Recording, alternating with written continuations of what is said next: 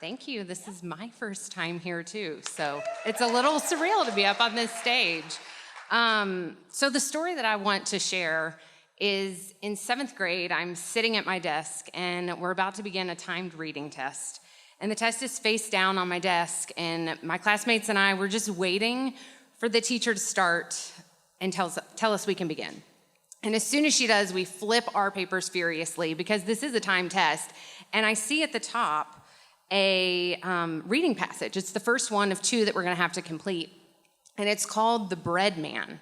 And so I start to read, and it says, "My dad has a neck like an inner tube, and his arms are like tree trunks, and his hands are like baseball mitts. But every Saturday morning, I watch him as he delicately takes out of the oven the fresh baked sourdough loaf that he makes, and the aroma fills the house." And so I pause here because I know I've got to memorize every single detail because they could ask me anything. And so I start going through my inventory: Saturday and sourdough and inner tube and tree trunks and baseball mitts. Wait, was it baseball mitts or was it oven mitts? I mean, he's baking bread, right? It must be oven mitts. So I go back and I reread the sentence, and it's definitely baseball mitts. And as if in sync, every single one of my classmates, it seems, picks up their pencils and they start answering the reading comprehension questions.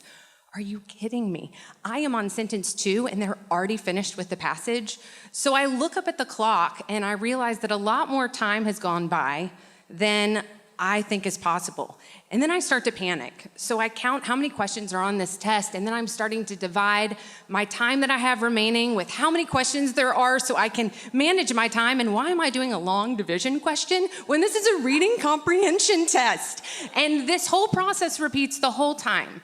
I mean, it is panic and distraction and refocus and repeat until the teacher calls time, and I slump in my chair because I have only finished half of the questions.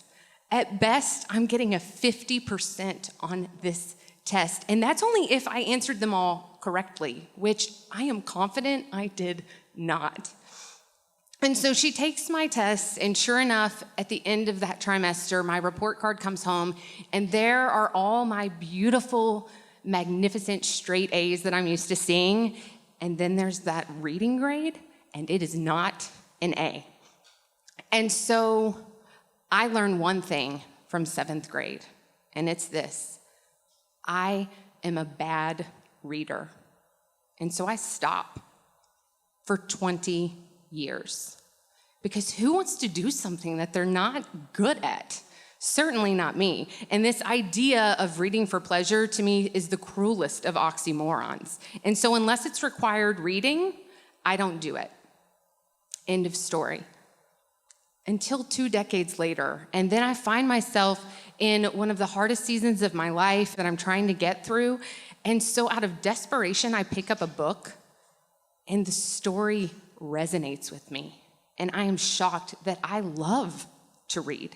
I love the way that the words weave together on the page, and not only do I love to read, but I start to realize that I love to be the arranger of the words. I love to write.